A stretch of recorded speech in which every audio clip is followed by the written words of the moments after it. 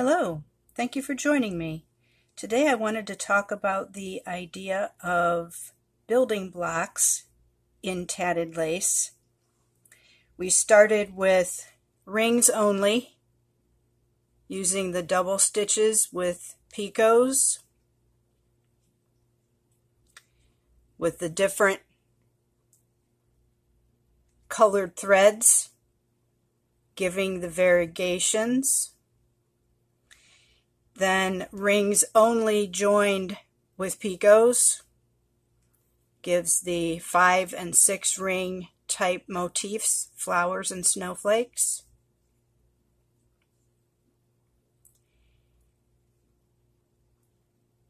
If you tat rings and join them in a straight line, you can get an edging. And you can do this with rings only without using a separate ball thread. So I thought I'd give you an example of that.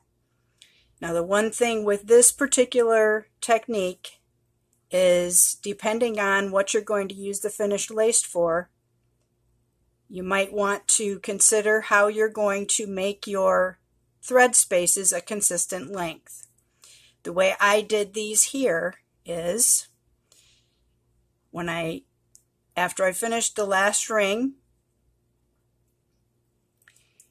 I just took my ruler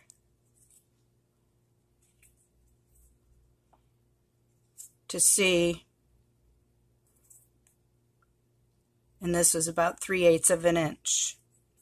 That's how I did this particular example.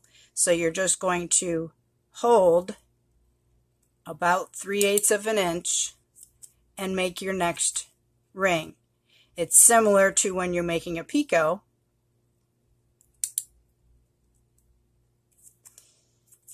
Two, three, four. Join to your last ring.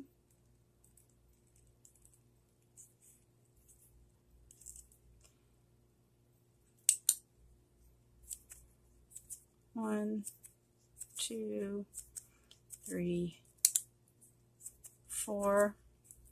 This pattern is 4, 4, 4, 4, reverse. No, I'm sorry. 4, 4, 4, 4, hold space, 4, join, 4, picot, 4, 2, 3, 4, picot, and another 4.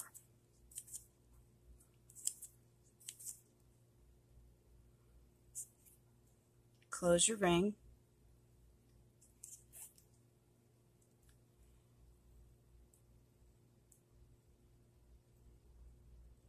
And there's your straight edging with just thread spaces in between. If you don't want to bother with the ruler, or if you are very worried about getting them the same space, you can always take a pencil or a pen. I would not recommend this. I would not recommend a pencil because you're going to get lead on your thread, but a pen, and you can mark a space on your fingertip, and that way when you're making your rings, you just hold that amount of space. That's an easy way to do it. This type of edging can be sewn on the edge of a blouse or handkerchief, baby bonnet. Okay, that's your rings only. Your rings and chains is the same idea, but you're doing a ring of 4, 4, 4, 4, reverse, and doing a chain of 4, 4, reverse, then doing a ring of 4, join, 4, 4, 4, and that way you're getting a thicker type finished edge. And that pattern is 4, 4, 4, 4, reverse, chain, 4, 4, reverse, repeat. This is another ring and chain variation just joined in a different way. So I've made a ring of 4 picot, 4 very small picot, 8, close the ring, reverse your work, and now we're going to do our chain of 6, 6, 6 picot 6, and then join to that very small picot. So you do 6, 2, 3, 4, 5, 6, picot, 2, 3, 4, 5, 6. And this particular pattern requires a crochet hook. Take your crochet hook. This is not a twisted join. You put it front to back through your very small picot. Pull your thread up through that. Pull it large enough that you can put your shuttle through there. And you're pulling on the shuttle thread to reduce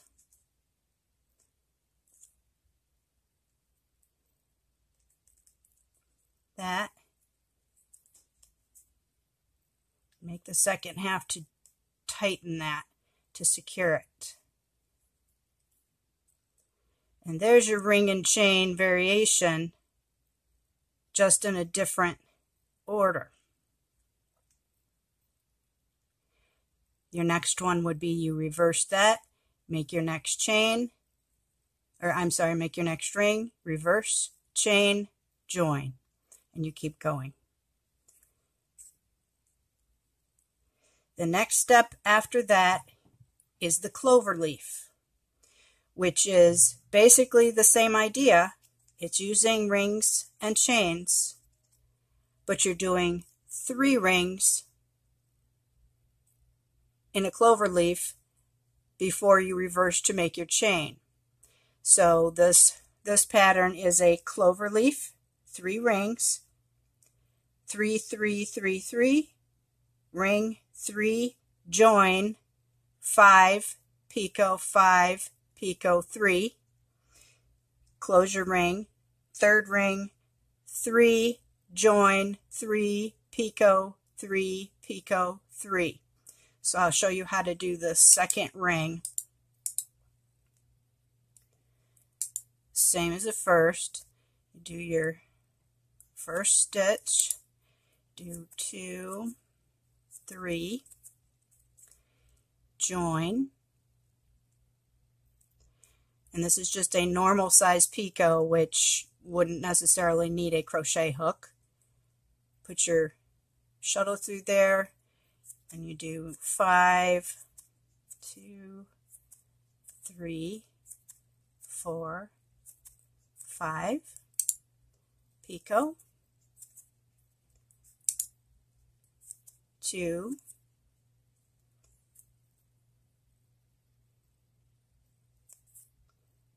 3,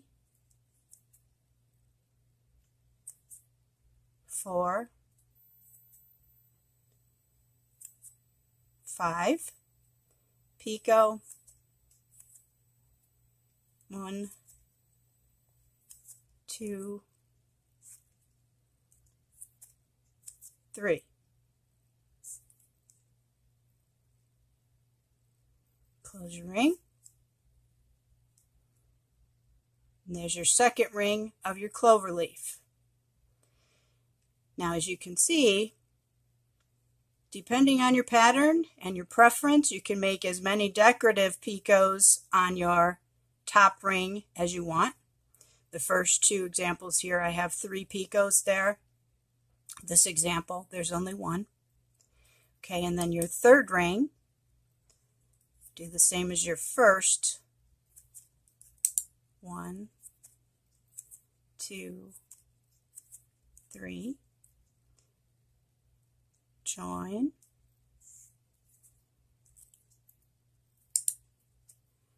1, 2, 3, picot,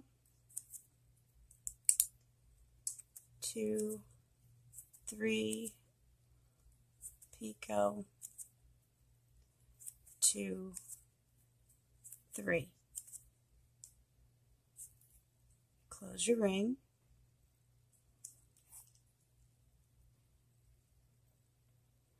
And there's your clover leaf. Very easy. It's just the same rings that we've been doing with the double stitch and the picots. You're just doing different stitch counts and joining the picots. Once you finish your clover leaf, reverse to do your chain, and your chain is 7 picot 2 picot 2 picot 7. You can do more picots, less picots, however many you want. And that would be the clover leaf example. And this is the straight edging. You can also use clover leaves in a circular pattern to make ornaments.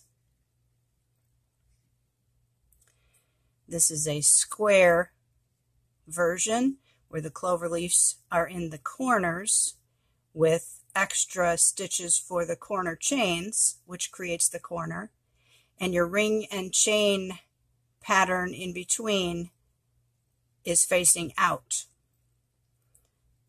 This example has the clover leaves in the middle of the side with just rings and chains between and different stitch counts for the corner. And the pattern is facing in. One more example I wanted to show. You can use your rings and chains pattern. I made a Christmas tree skirt here. I made yards and yards using a size 10 Christmas colored crochet cotton, and then just sewed it on a large circle of green felt. This example is a circle with decorative picots here that I just stitched to a cross-stitched heart and made a brooch. Many different ideas that you can use these building blocks and tatting to make the ideas that you see in your imagination. I hope that you keep practicing. Have fun. Thank you for watching.